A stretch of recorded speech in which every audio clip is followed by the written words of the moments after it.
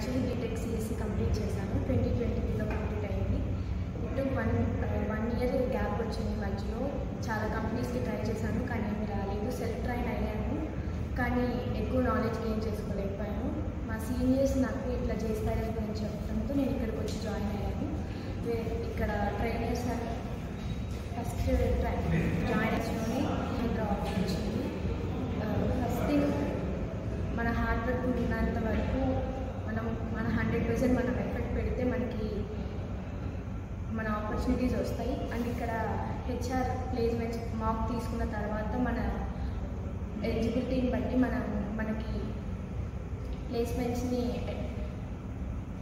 Recruit చేసుకోవడం జరుగుతుంది. వాళ్ళు మనకి యాడ్ చేసుకోవడం జరుగుతుంది వాళ్ళ లిస్ట్లో.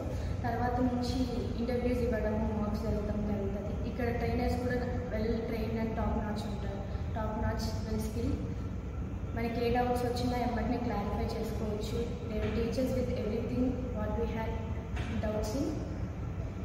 ఇక్కడ జాయిన్ అవ్వడం వల్ల I again lot of knowledge and technical skills where నేను ఇప్పటి వరకు వీక్ ఉన్న సబ్జెక్ట్స్ కూడా నేర్చుకోవడం జరిగింది.